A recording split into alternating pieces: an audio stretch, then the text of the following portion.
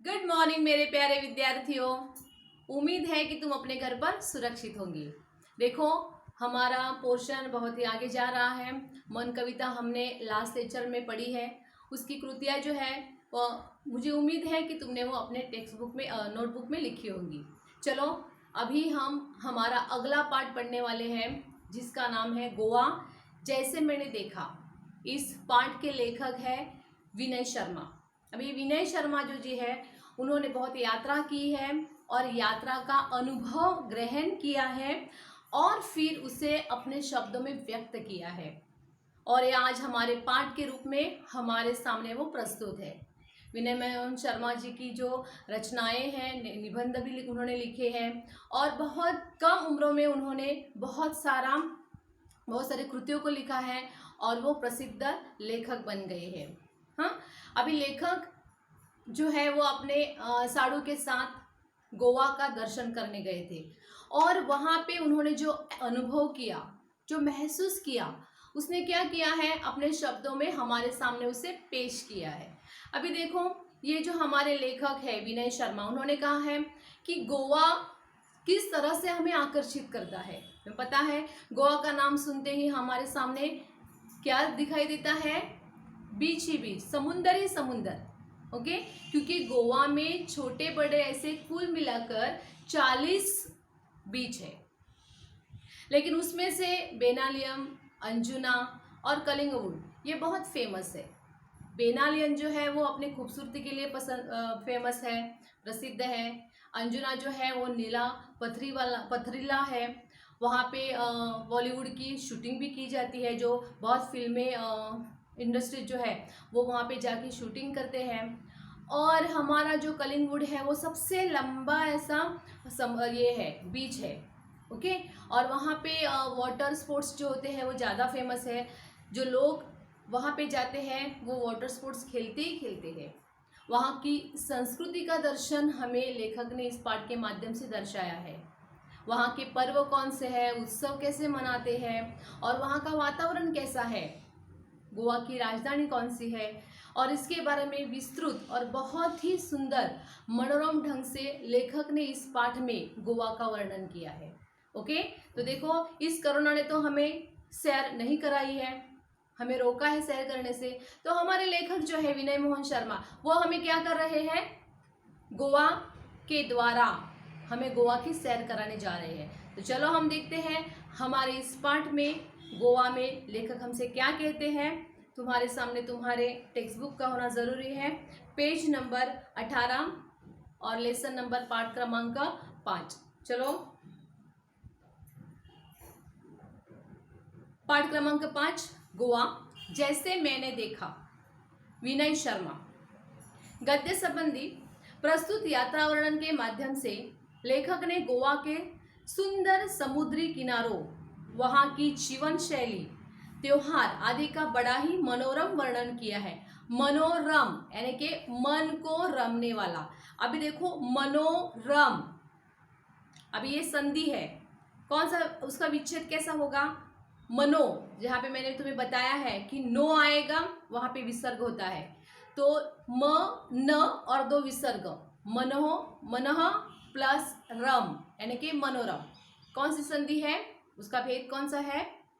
विसर्ग संधि। ओके, नव समुद्री, अभी समुद्र से समुद्री बना है, यानी कि समुद्र ये प्रत्यय रूप है और समुद्री ये प्रत्यय रूप बन गए, ई लगाकर प्रत्यय रूप बन गया है। समुद्र मूल शब्द है और समुद्री प्रत्यय रूप बन गया है। ओके, समुद्र का उन्होंने मनोरम, मन को रमाने वाला, मन को आकर्षित करने वाला ऐसा वर्णन कवि ने हमें किया है, बताया है।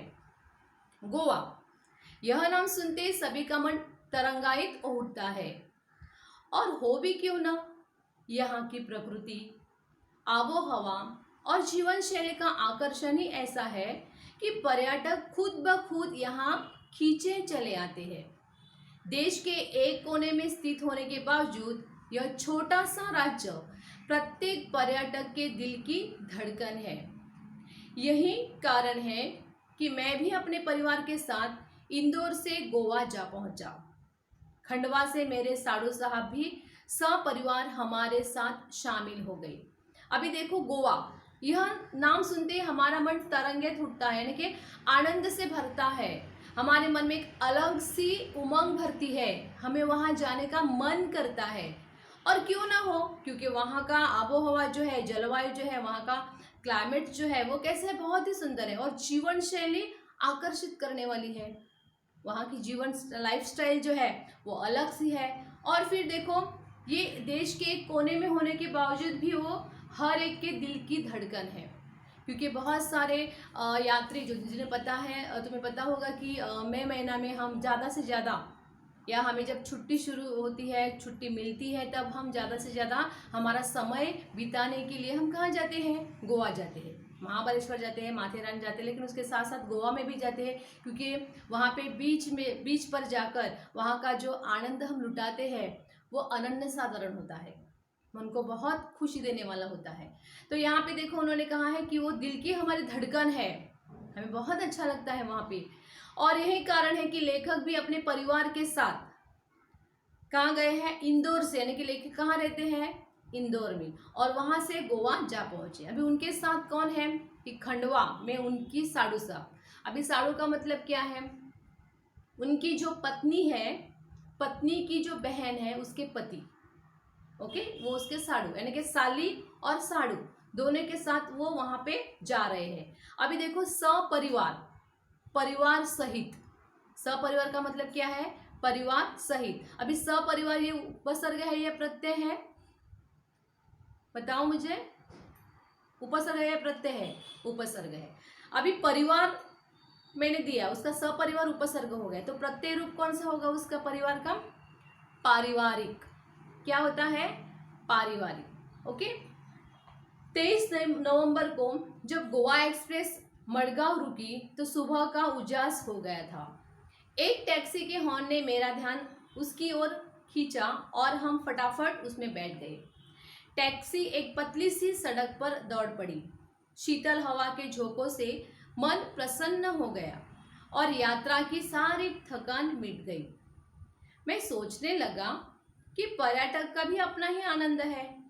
जब हम जीवन की कई समस्याओं से जूझ रहे हो तो उसे निजात पाने का सबसे अच्छा तरीका पर्यटन ही है। बदले हुए वातावरण के कारण मन तरोताज़ा हो जाता है तथा शरीर को कुछ समय के लिए विश्राम मिल जाता है। अभी देखो, लेखक कब गए हैं, 23 नवंबर को गए, ओके। अभी 23 नवंबर को वो गोवा एक्सप्रेस से मडगांव आ गए हैं। उन्होंने क्या कहा, तब सुबह का उजास हो गया। उजास का मतलब क्या, उजाला हो गया है, शायद उन्होंने रात की सैर की हो और उसके लिए सुबह हो गई है।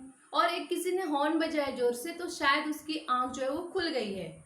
और फिर उसकी टैक्सी उन्होंने देखा कि एक पतली सी सड़क पर जा रही थी। शीतल हवा के झोंकों ने मन प्रसन्न हो गया। अभी प्रसन्न होना मुहावरा है, आनंदित होना। अभी प्रसन्न, प्रसन्न ये शब्द अगर मैंने दिया है और उसका उपसर्ग बताए तो क्या होगा, अप्रसन्न। और अगर प्रत्यय रूप, प्रसन्नता, ओके।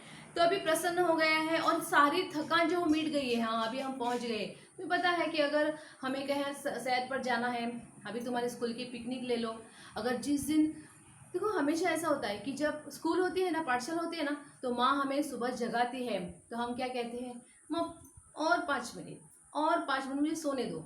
लेकिन जिस दिन तुम पिकनिक पर जाने के लिए तैयार होते हैं, तुम्हें पता है कि कल हमारी पिकनिक जाने वाली है, तो तुम लोग क्या करते हो, पूरी रात भर सोते नहीं हो, उस दिन तुम मम्मी को जगाते हो, है ना, ऐसा ही होता है ना। हाँ, क्योंकि हमें हमारे मन में एक प्रसन्नता होती है, हमें कल क्या करना है, पिकनिक पर जाना है, हमें घूमने जाना है। घर में भी वही होता है कि जब हम घर परिवार के साथ जब घूमने जाने होते हैं, हमें नींद ही नहीं आती है, हमारे मन में यही ख्याल आते हैं, मैंने पूरा सामान लिया है क्या, मैंने सब पैकिंग की है क्या, कुछ बचा तो नहीं है ना। ऐसे हमारे मन में विविध सारे विचार आ जाते हैं। तो लेखक ने यहाँ भी बहुत अच्छे से कहा है कि क्या है, पर्यटक का जो आनंद होता है वो अपने आप में अलग ही है।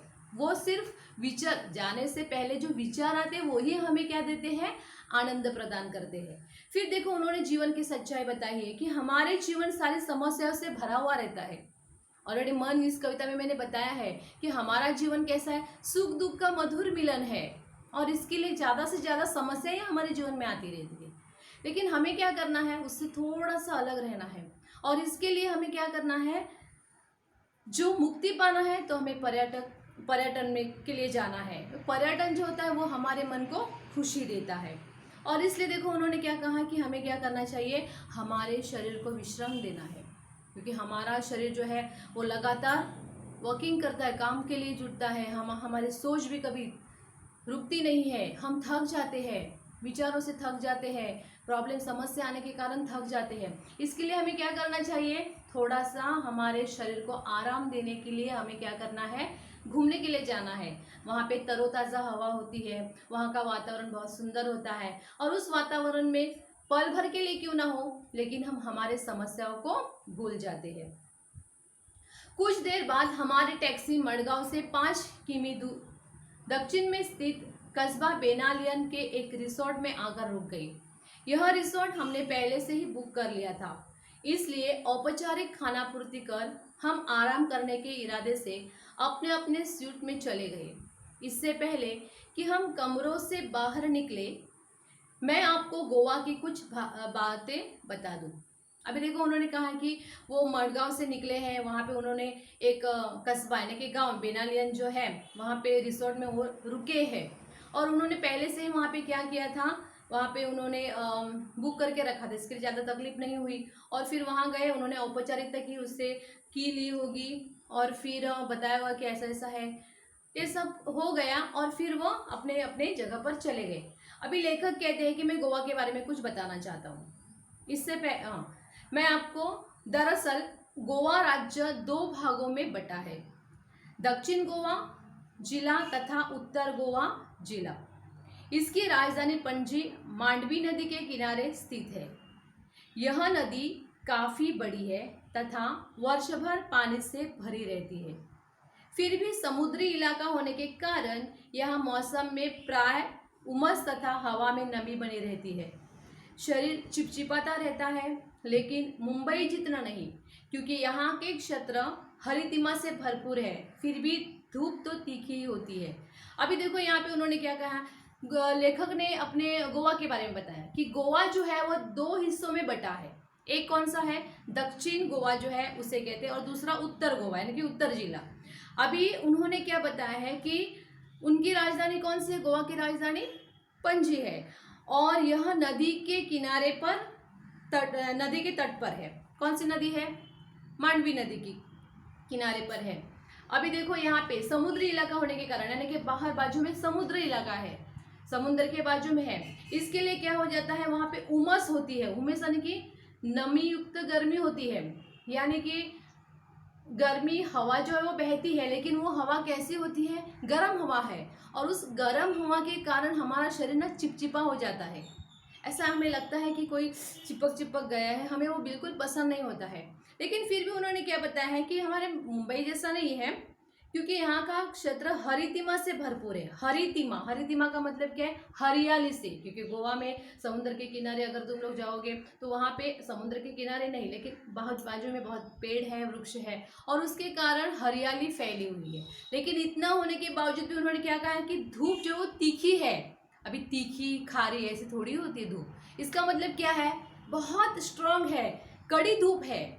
उस धूप में हम ज़्यादा देर तक रह नहीं पाते हैं, और इसलिए क्या होता है कि हमें क्या है, वो धूप में हमें ज़्यादा देर तक रुकना, वहाँ पे